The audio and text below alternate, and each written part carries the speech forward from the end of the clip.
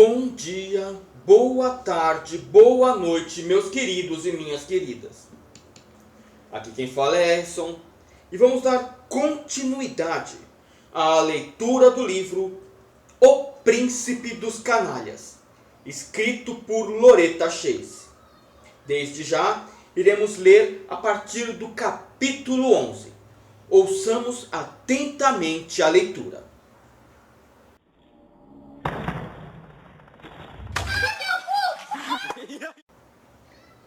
O jantar de Jéssica foi servido 20 minutos depois da briga. Mas seu marido ainda não tinha aparecido. Ele estava no bar com alguns companheiros. De acordo com o estalajadeiro, e mandara avisar a Lady Di que não esperasse por ele. Jéssica não ficou surpresa. Depois de socar um ao outro, até quase perderem a consciência, os homens se transformavam em melhores amigos e celebravam sua intimidade entornando o copo até cair. Ela pediu a refeição, comeu, tomou um banho e preparou-se para dormir. Não vestiu o negligê vermelho com laços pretos. Duvidava que seu querido marido tivesse condições de apreciar a peça quando voltasse para o quarto. Em vez disso, preferiu uma camisola sem graça e cobriu-se com um roupão de brocado em tons pastel.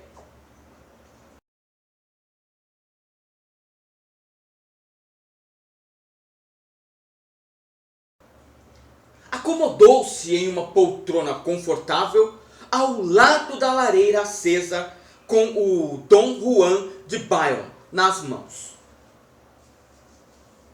Já tinha passado da meia-noite quando ela ouviu passos desajeitados no corredor e vozes embriagadas que entoavam uma canção indecente. Ela se levantou e abriu a porta. Dain, carregado por dois camaradas, desvencilhou-se deles e avançou sobre ela. Todos em pé! O noivo chegou! anunciou ele com a voz arrastada. Ele largou o braço sobre o ombro de Jéssica. Vão embora! Ordenou aos amigos. Os homens deram meia volta e se afastaram a passos trôpegos. Dain fechou a porta com um chute. Eu disse que não me esperasse, disse ele. Achei que você precisaria de ajuda. Mandei Andrews para a cama. Ele estava dormindo em pé, coitado. E eu estava lendo. O casaco e a camisa, antes imaculados, agora estavam amarrotados. E ele havia perdido o lenço que usava no pescoço. As calças manchadas de sangue estavam encharcadas. E as botas empastadas com lama seca. Ele as soltou e, cambaleando, fitou suas botas por um longo momento. Em seguida, soltou uns palavrões por entre os dentes. Por que não se senta na cama? Sugeriu ela. Posso ajudá-lo a tirar as botas. Dain tropeçou nas próprias pernas até chegar à cama. Oi, oi, oi, oi, oi, oi. Carai, borracha, mano. Aí, tá vendo? Apoiando-se na cabeceira, acomodou-se cuidadosamente no colchão. Jess! Ela se aproximou e se ajoelhou aos pés dele. Sim, milord. Sim, milord! Repetiu ele, debochado. Jess! Milady! Acho que vou desmoronar. Sorte sua. Jéssica começou a puxar a bota esquerda. Veremos a sorte que tenho. Temos somente uma cama. Então, se a bebida fizer você roncar, como acontece com meu tio Arthur, creio que terei uma péssima noite. Ou, pelo menos, o que resta dela. Roncar! Disse ele. Preocupada com roncos? Tontinha! Ela arrancou a bota e começou a puxar a outra. Jess! Pelo menos você ainda me reconhece. A bota direita estava emperrada. Não se atreveu a puxar com mais força. Senão, ele tombaria para a frente e cairia em cima dela. É melhor você se deitar na cama, aconselhou ela. Ele a encarou com um sorriso bobo. Na cama, disse ela firmemente. Na cama, repetiu ele, ainda sorrindo, observando o quarto. Onde está a cama? Jéssica se levantou e empurrou-o com força. Dain caiu para trás e bateu violentamente no colchão. E emitiu um som baixo. Ela se abaixou outra vez e voltou a lutar com a bota. "Quanta delicadeza!" disse ele, olhando para o teto. "Lady Dain, sempre tão delicada. É impossível esquecê-la. Ela é irritante. Irritante. Ma com'è bella. Molto bella." Control the match by keep playing the left, the right, in the middle. Have one best opportunity for score. Iraq mark the middle from behind. E after that, Muito bonita. Irritante.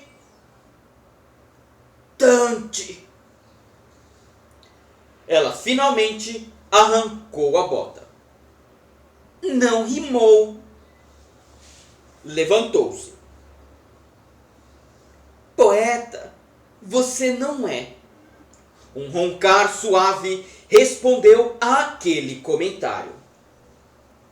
"Todos em pé. O noivo chegou", resmungou ela. "Ainda bem que a cama é grande. Minha devoção conjugal não admite que eu durma no chão."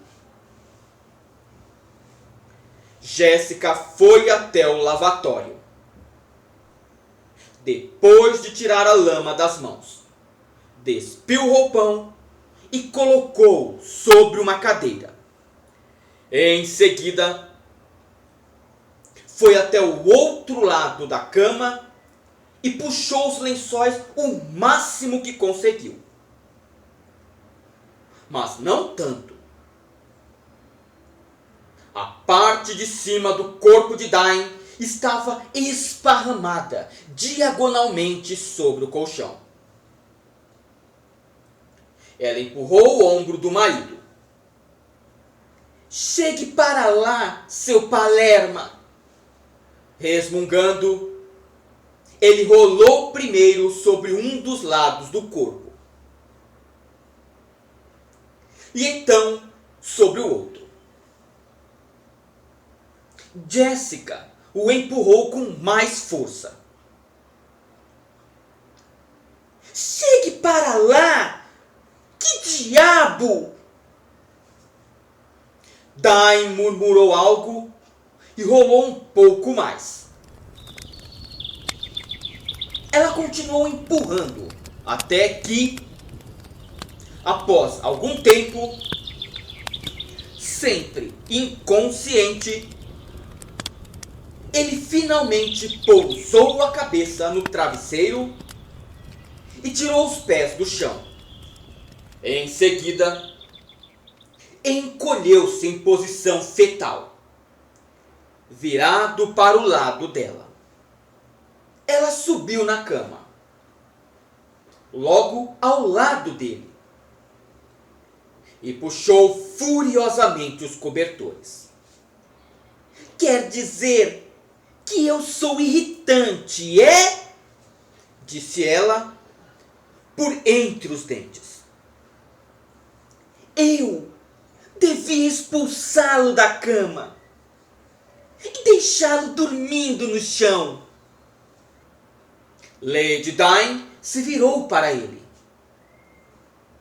Cachos negros embaraçados lhe caíam pelo rosto, que, durante o sono, era tão pacífico quanto o de um bebê. A mão direita de Dain agarrava um dos cantos do travesseiro. Ele roncava, mas o ruído era muito suave.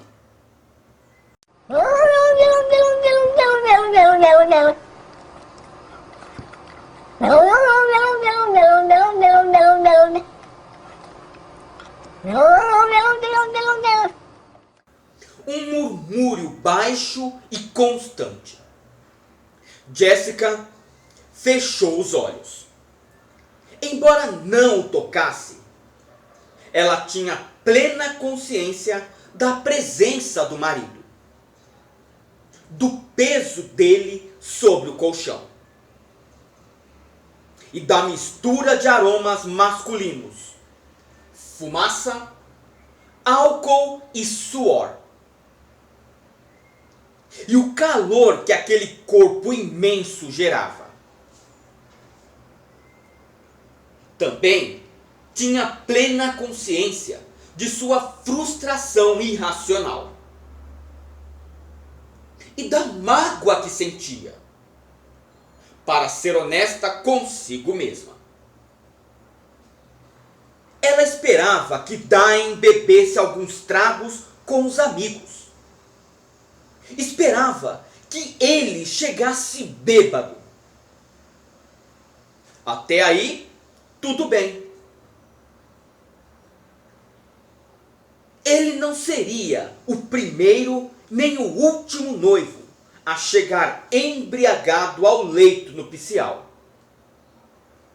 E Jessica até refletiu que uma percepção levemente alterada poderia fazê-lo ser mais tolerante quanto à sua inexperiência. Na verdade, preferia que ele estivesse quase inconsciente. Deflorar uma virgem não era lá uma experiência muito agradável. E Genevieve lhe havia contado que os maiores e mais grosseiros brutamontes costumavam ficar histéricos ao ver algumas gotas de sangue virginal. A avó também lhe explicara sobre como deveria lidar caso isso acontecesse. Ciente de que todo o seu futuro com Dain poderia depender desta noite, Jessica tinha se preparado para ela, como um general para uma batalha crucial. Tinha informações e determinação para atuar da melhor maneira possível. Estava preparada para agir com alegria, disposição, reagir às carícias dele e lhe dar todo o carinho que pudesse. Mas não estava preparada para isso. Ele não era mais um garoto. Conhecia seus limites. Sabia quanto devia beber até ficar incapacitado. Que eu bebi? Ué? Que eu bebi? Ué? Não é pinga, não? Não é cerveja, gente, não? Será que é só eu que bebo? Será que é só eu que tô bebendo? Hein? Segundo a polícia. Mesmo assim, ele não parou. E logo na noite de núpcias, sua cabeça lhe dizia que deveria haver alguma razão masculina imbecil para esse tipo de comportamento. E cedo ou tarde, Jessica compreenderia. E essa razão não teria nada a ver com qualquer intenção de ferir seus sentimentos ou fazer com que ela se sentisse indesejável ou qualquer outra mágoa que a assolava no momento. Mas o dia fora longo. E agora, Jessica percebia que havia passado grande parte do tempo sob tensão e uma mistura de desejo e ansiedade por algo que, pelo visto, não ia acontecer. Estava exausta e não conseguia dormir. Teria que percorrer mais 1 milhão de quilômetros no dia seguinte, no mesmo ritmo frenético, com o mesmo estado emocional agitado. Queria chorar. Queria, acima de tudo, gritar e bater nele, e puxar seus cabelos, e deixá-lo tão magoado e furioso quanto ela estava agora. Abriu os olhos, sentou-se na cama e procurou por algo com que pudesse bater nele sem causar danos permanentes. Podia despejar o conteúdo da jarra de água nele, pensou Jéssica, quando seu olhar pousou sobre o lavatório. E foi então que percebeu que não deveria estar conseguindo ver o lavatório. Esquecera o lampião aceso no criado mudo ao seu lado. Foi até a beirada da cama e o apagou. Jéssica continuou sentada ali, olhando a escuridão.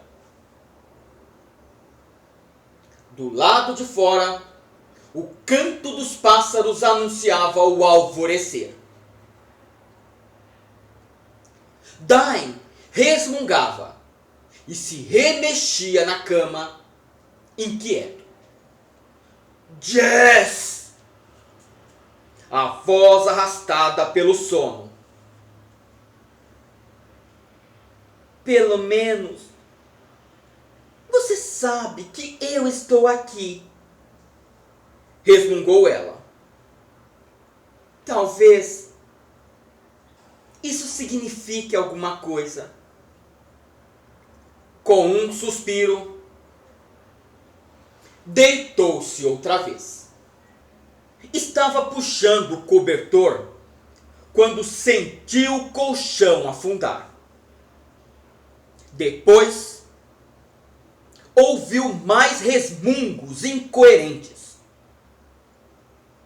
E então, Dain envolveu a cintura de Jéssica com o braço e cruzou a perna sobre as dela.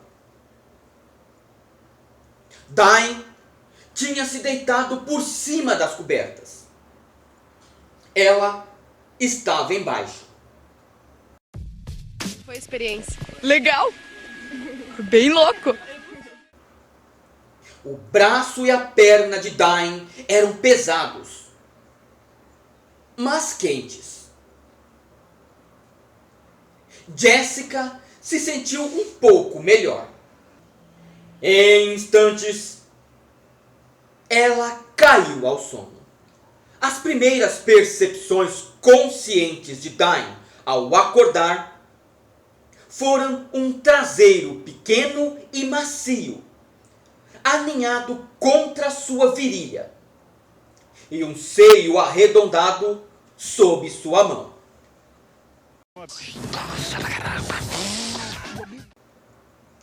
Quando ele conectou mentalmente aquelas partes agradáveis à mulher a quem pertencia, outras lembranças inundaram sua cabeça.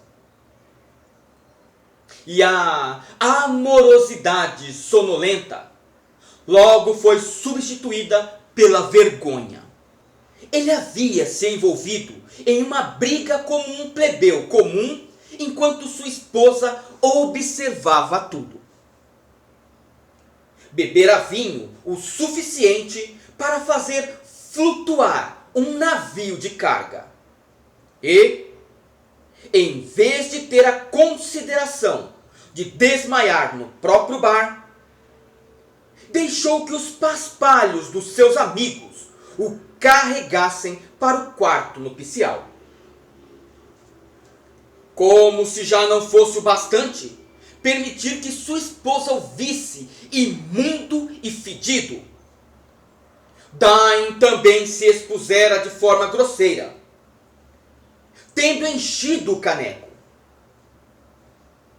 E ainda por cima, não tivera nem mesmo a decência de desmaiar no chão, bem longe dela.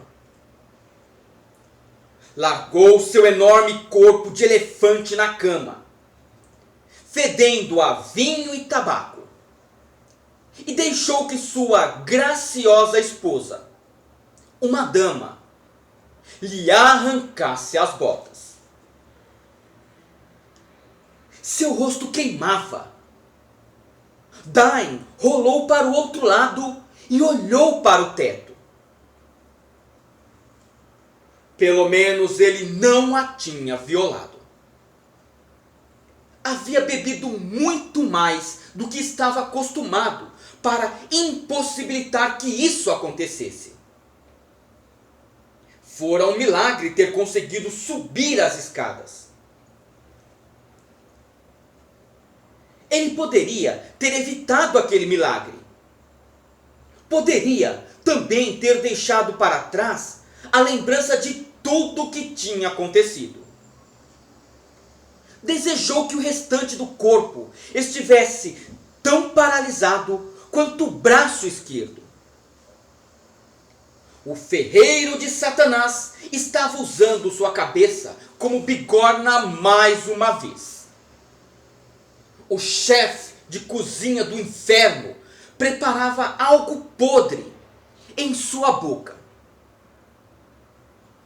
Durante algum momento das poucas horas de sono de Dain, o príncipe das trevas aparentemente ordenara que rinocerontes furiosos atropelassem e pisoteassem o seu corpo. Ao seu lado, a fonte dos problemas de Dain se espreguiçava. Com cuidado, ele se levantou, fazendo caretas de dor como se milhares de agulhas implacáveis castigavam-lhe o braço esquerdo e queimavam-lhe a mão. Dain se afastou da cama. Cada osso, músculo e órgão protestavam em agonia. E cambaleou até o lavatório. Ouvi um leve farfalhar de lençóis. Em seguida, uma voz feminina e sonolenta. Quer ajuda, Dain? Qualquer consciência que Lord Dain poderia ter se extinguira por volta do seu 10º aniversário. Ao ouvir a voz solícita da esposa, sua consciência ressurgiu dos mortos, como Lázaro, lançando seu coração e soltando um berro que estraçalharia as janelas, a jarra d'água e o pequeno espelho do lavatório no qual Dain se olhava. Sim, respondeu ele silenciosamente. Ele queria ajuda. Queria ajuda para nascer de novo e tornar-se uma pessoa decente desta vez. Você deve estar com a cabeça latejando, como o diabo agora, disse ela após um momento longo e silencioso. Bridget provavelmente já acordou. Vou pedir que ela lhe prepare um remédio. E que tal um café da manhã leve para você? Não. Eu lanchei sanduíche do cupim, batata frita. Eu lanchei também eu bebi um refrigerante, botei ketchup, mostarda e só. Até um sanduíche isso pode ter um valor adequado. Enquanto Jessica falava, ele ouviu um pouco mais do farfalhar de tecidos. Sem olhar, percebeu que ela saía da cama. Quando se aproximou para pegar o roupão, Dain olhou pela janela. A luz do sol, ainda enevoada, iluminava o parapeito e o piso. Calculou que já passava das 6 da manhã. Segunda-feira, 12 de maio. O dia seguinte ao seu casamento. E também era seu aniversário. Lembrou-se com uma sensação desagradável de surpresa. Completava 33 anos. E acordou na mesma condição em que saudara os últimos 20 e em que saudaria os próximos 20. Pensou ele amargamente. Não há cura. Jessica caminhava na direção da porta. Parou e virou-se. Quer apostar? Você só está procurando uma desculpa para me envenenar. Ele ergueu a jarra e despejou seu conteúdo no lavatório.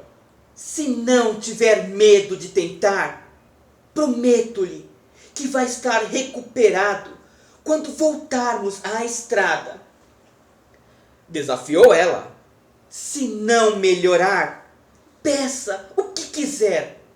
Caso contrário, você vai me agradecer com uma parada em Stonehenge e me deixar explorar o lugar, sem que eu tenha que ouvir comentários sarcásticos e reclamações.